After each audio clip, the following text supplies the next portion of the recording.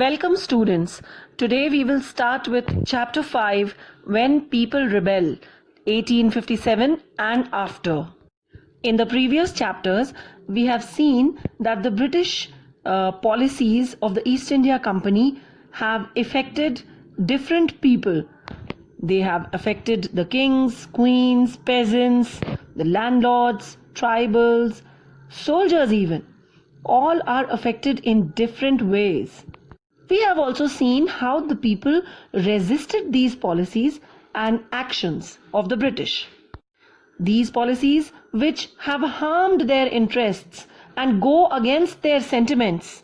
The Nawabs, for example, they lost their power. Slowly, gradually, they lost authority and honor. Residents were placed in their courts. The freedom of the rulers was reduced. Their armed forces were disbanded, and the revenue and territories were taken away in stages.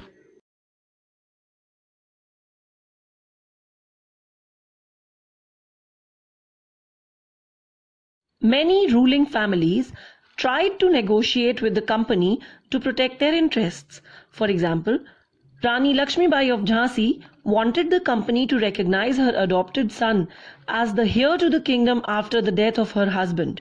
But with the policy of doctrine of lapse, the kingdom of Jhansi was also taken over by the British. Nana Sahib, the adopted son of Peshwa Bajirao II, pleaded that he should be given his father's pension when his father died. However, the company, confident of its superiority and military powers, turned down these pleas. Awadh also was one of the last territories to be annexed in 1801. A subsidiary alliance was imposed on it, and after 5 years, Awadh was taken over. Lord Dalhousie took over the remaining half of the Awadh, saying that it was being misgoverned and the British rule was required to ensure proper administration. The company even began to plan how to bring the Mughal dynasty to an end. The name of the Mughal king was removed from the coins minted by the company. And in 1849, Governor General Dalhousie announced that after Bahadur Shah Zafar's death, the family of the king would be shifted out of Red Fort and given another place in Delhi to reside. 7 years later, Governor General Canning decided that Bahadur Shah Zafar would be the last Mughal king, and after his death, none of his descendants would be recognized as kings. They would just be called princes. On the other hand, on the countryside, the peasants and zamindars also resented the high taxes and the rigid methods of revenue collection. Many of these poor peasants failed to pay back their loans to the money lenders, and gradually they lost their lands that they had been tilling for generations. The Indian sepoys in the employ of the company, they also had reasons for discontent. They were unhappy about their payments, allowances, and the conditions of service. Some new rules in the army also violated religious sensibilities and beliefs of people. For example, in those days, many people in our country believed that if they crossed the sea, then they would lose their religion and caste. So when the sepoys were asked to use the sea route to go to Burma to fight for the company, they refused to follow the order. They agreed to go by the land route. They were severely punished.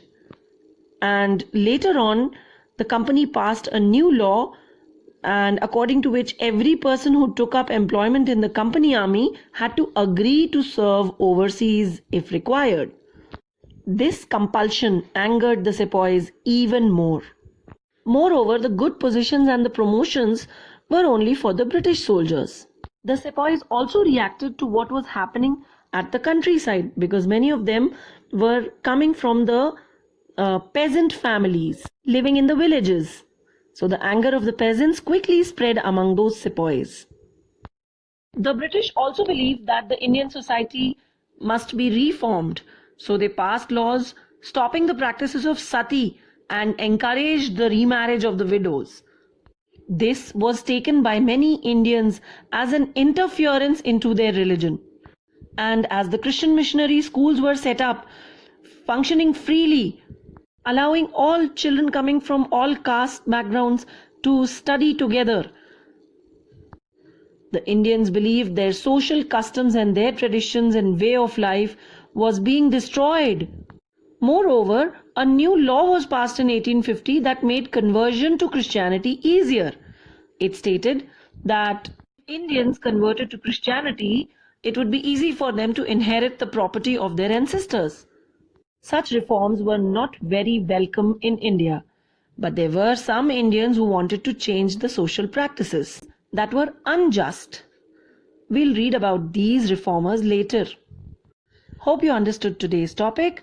We will continue with the chapter in the next session. Thank you.